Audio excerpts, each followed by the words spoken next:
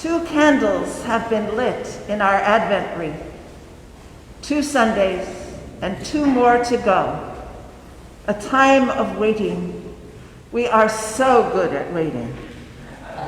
We prefer to reach out and grasp what we want, either that or cross it off our lists. We like doing, earning, buying, selling, building, planting, driving, baking, making things happen, as opposed to waiting.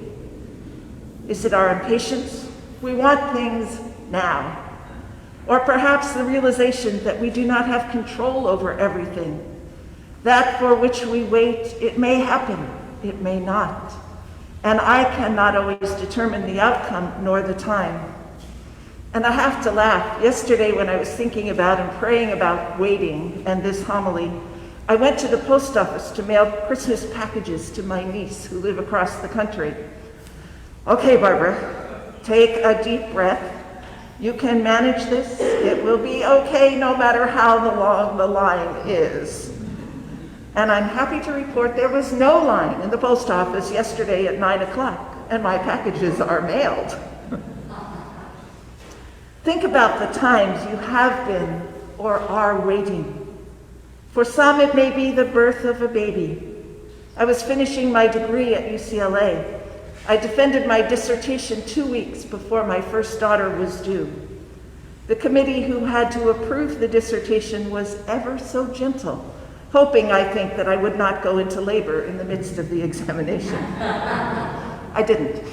They signed off and sent me home to wait for what turned out to seem like forever. Lori came 2 weeks after she was due. Some of us wait for a home. A teenager might be waiting for independence, their own life with their own rules and expectations.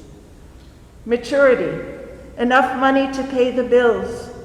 Retirement, someone to love and care for us. Healing, some return to normal, whatever that might look like.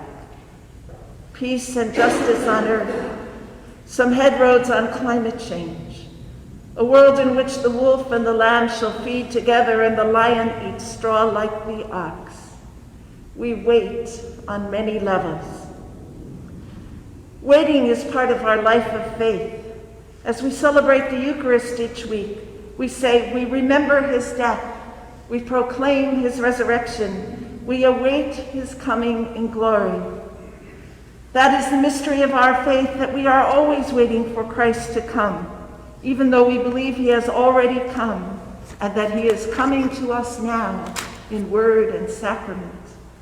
Is his coming past, present, or future? Yes, all three, which means our waiting is not a period of entering suspended animation, just sitting around looking at the sky. How we wait is often shaped by whatever it is we are waiting for.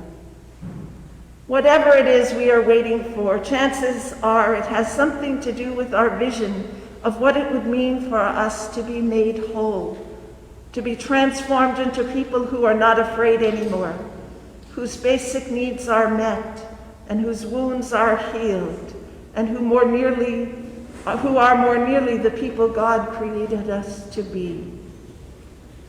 So what does that look like? Enter John the Baptist, clothed in camel's hair and eating locusts and honey.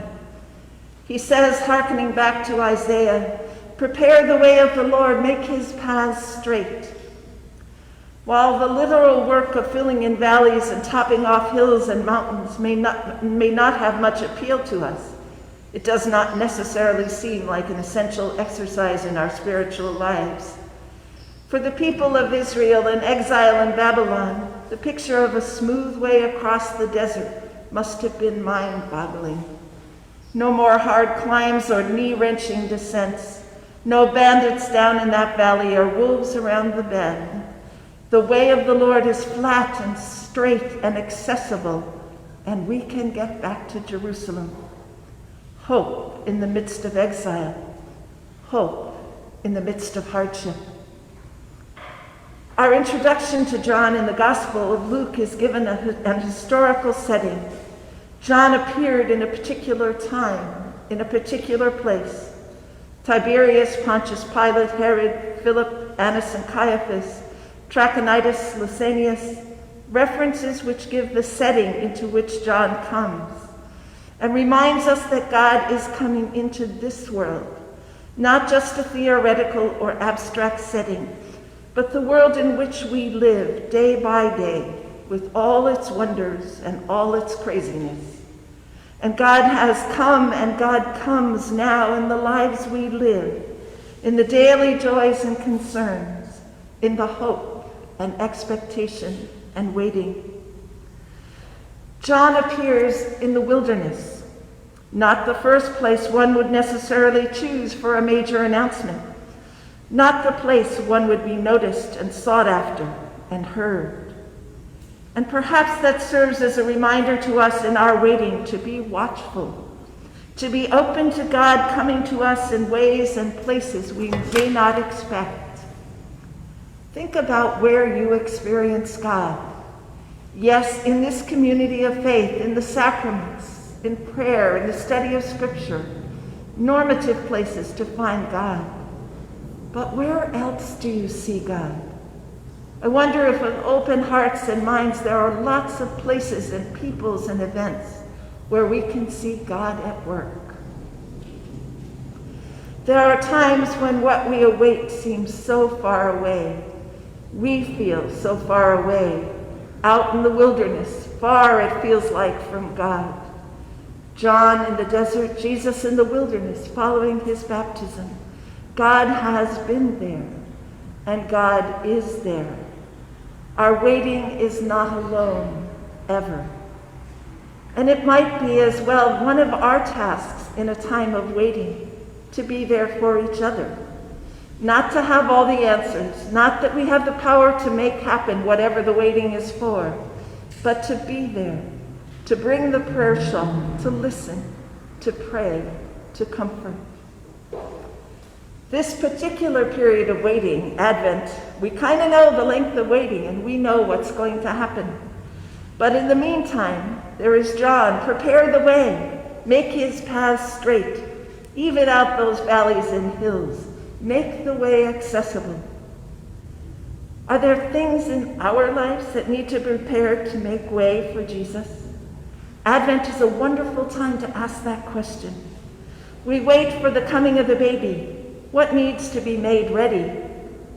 Anyone who has a child could tell you that the coming of a little one changes everything.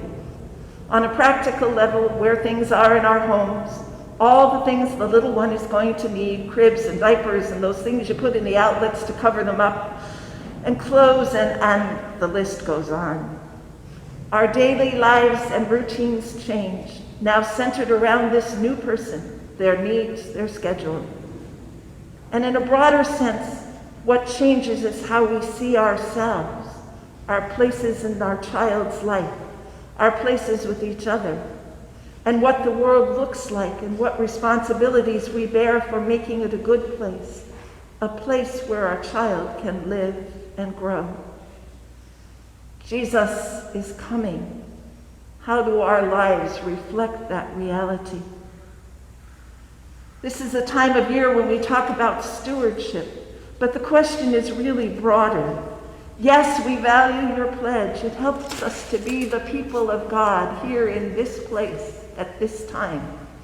The vestry can make responsible choices for the coming year at St. Michael's.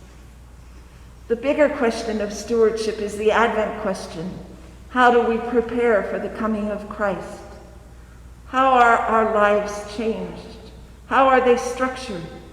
What do we do with our time, the gifts of our talents, our financial resources, so that they reflect the one who is and who is coming and who will come again?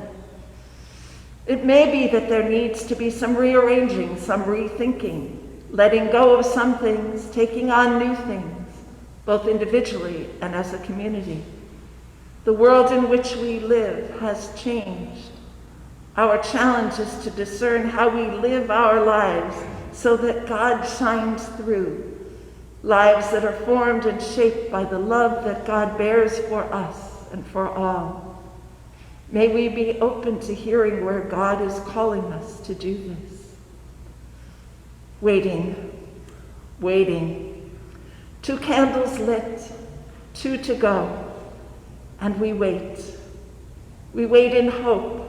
We wait with trust. We wait with joy. For God is surely here, and God is coming soon. In the name of God, Father, Son, and Holy Spirit.